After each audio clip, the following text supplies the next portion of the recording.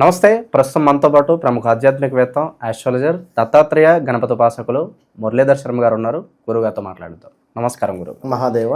గురుగారు, జూలై మాసంలో మిథున రాశి వారి పరిస్థితి ఏ విధంగా ఉండబోతుంది? ఓవరాల్గా ఈ నెలలో ఎలాంటి జాగ్రత్తలు, పరిహారాలు తీసుకోవాలి గురుగారు? మిథున రాశి వారు ఎవరైతే ఉన్నారో వారికి అత్యంత వైభవం పట్టబోతూ ఉన్నది అనడంలో ఎలాంటి అతిశయోక్తి లేదండి. గోల్డెన్ పీరియడ్ అనుకోవచ్చు గురుగారు? ఖచ్చితంగా.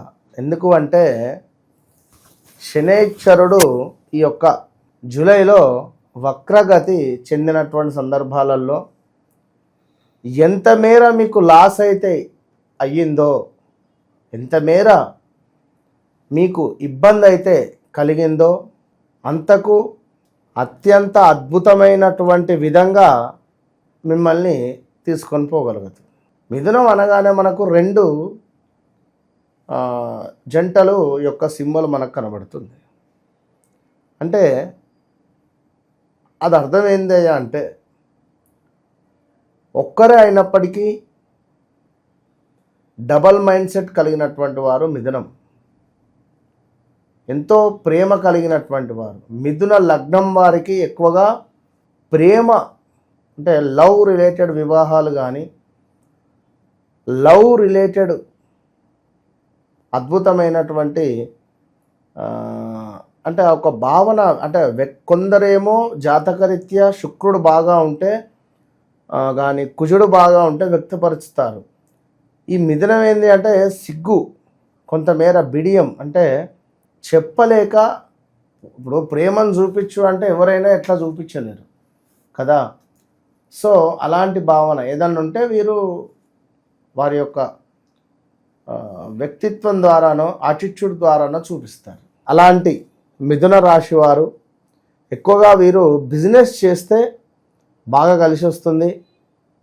ఎక్కువగా మిథున రాశి, మిథున లగ్నం గారు పండితులు, ఈ యొక్క గణితము లేదా మనకు అకౌంట్స్, అదేవిధంగా కొంతమేర మంచి యాక్టింగ్ రిలేటెడ్ ఉండే ఛాన్సెస్ ఎక్కువగా కూడా ఉన్నాయి. దీంతో పాటుగా మనకు ఈ యొక్క మెడిసిన్ లైక్ అండ్ కన్స్ట్రక్షన్ వైపు కూడా బాగానే ఉంటుంది. అంటే ఈ వైపుగా ఉండేటువంటి పరిస్థితులు. మరి ఇలాంటి మిథునం రాశి వారికి మెకానికల్ ఇంజనీరింగ్ కూడా అద్భుతంగా ఉంటుంది వీరు ఒకవేళ చేయాలి అనుకుంటే. అయితే గత 2024 నుండి కొంత పర్వాలేదు అనేటువంటి పరిస్థితి ఖచ్చితంగా కూడా. బట్ 21, 22, 23లో అయితే తీవ్రమైనటువంటి ఇబ్బందులు, అవమానాలు, అవరోధాలు, అసలు ఏం జరుగుతుందో కూడా అర్థం కాని పరిస్థితులు. 24లో కూడా స్థానచలనం చెందాలి. 21 నుంచి 24 వరకు సుమారుగా 2-3 ఇండ్లు మారుండాలి వీరు. ఇక ఇప్పుడు చివరిది వీరు ఓకే అనే విధంగా ఇప్పుడు చెబితే వినాలి అంటారు. వీరేమిటి, ఇల్లు ఒక వద్ద, ఆఫీస్ ఒక వద్ద, ఉదయం సాయంకాలం ఇటు తిరగడం అటు తిరగడం, గంటన్నర ప్రయాణం చేసేసరికి చిరాకు లేచిపోతుంది. సో ఇక్కడి నుండి ఇల్లును షిఫ్ట్ చేయాలి అనేటువంటి భావన. సో పిల్లలు కొంతమేర చెప్పిన మాట వినకపోవడం, లవ్ రిలేటెడ్ వివాహాలకు కానీ, లవ్ రిలేటెడ్ మ్యారేజ్ చేసుకుంటా అనడం కానీ, ఇలాంటివి ఇంట్లో పిల్లల నుండి మనకు మాటలు వినబడ్డటువంటి సంవత్సరాలు 21, 22, 23 ఈ మిథున రాశికి సంబంధించిన వారికి తీవ్రమైనటువంటి ఇబ్బందులు. చాలా అంటే చాలా మనకు మనీ రిలేటెడ్ అయితే చాలా ఇబ్బందులు. సో మొత్తం మీద ఈ యొక్క శనైశ్వరుని యొక్క కొంతమేర వక్రగతి వలన ఈ యొక్క జూలై నెలలో అత్యంత అద్భుతమైనటువంటి వైభవం వీరికి పట్టబోతున్నది అనడంలో ఎటువంటి అతిశయోక్తి లేదు. ఉద్యోగం కానీ, అదేవిధంగా మనకు వ్యాపారం కానీ, అదేవిధంగా దీంతో పాటుగా కొంతమేర మనకు అభివృద్ధి చేసేటువంటి ప్రతి పనిలో కూడా అభివృద్ధి కనబడుతుంది. కొత్త వ్యాపారం ప్రారంభించాలి అని అనుకునేటువంటి వారికి కానీ ఆల్ ఆఫ్ సడన్గా అయిపోతుంది, వర్క్ మొదలు పెట్టేస్తారు. అదేవిధంగా అవకాశాలు ఎటు నుంచి ఏ అవకాశం వచ్చేది కూడా తెలియదు. సో అవకాశాలు అయితే అడ్డగోలుగా కనబడుతున్నాయి. అదేవిధంగా వ్యాపారంలో అద్భుతమైనటువంటి లాభాలు వీరికి కనబడుతున్నాయి. సో ధనయోగము కలిగేటువంటి పరిస్థితి. సో ఇప్పుడు మనం ఏంది అంటే కొంతమేర అహింస కానీ ధర్మబద్ధమైనటువంటి పనులు కానీ కొంత జాగ్రత్తగా ఉండాలి. మరి బాగుంది, నా జాతకం బాలేదు ఎందుకు అని కూడా కొందరు అనుకుంటారు.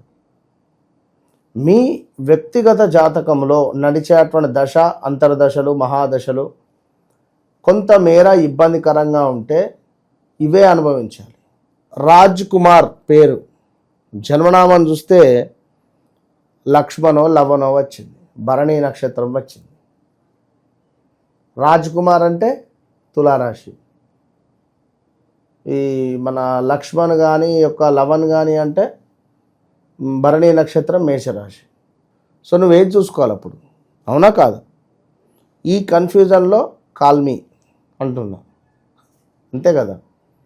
సో రావాల్సిన ధనము ఈ సమయానికి ఇల్లు కట్టుకోవాలి అంటే మొన్నటి వరకు మీకు లోన్ సిబిల్ లేదు, మీకు లోన్ ఇయ్య అన్నోళ్ళే మీకు మళ్ళీ కాల్ చేసి సార్ మేము లోన్ ఇస్తామని చెప్పి అంటారు అనే సిచ్యువేషన్స్ ఉన్నాయి. సో బయట ఎక్కడ వడ్డీకైనా కూడా తెచ్చుకోవడానికి వెసులుబాటు ఉంటుంది. అన్ని రకాలుగా అద్భుతంగా ఉంది. డబ్బు మీకు లక్ష్మీదేవి తలుపు కొట్టబోతున్నది, అంతే.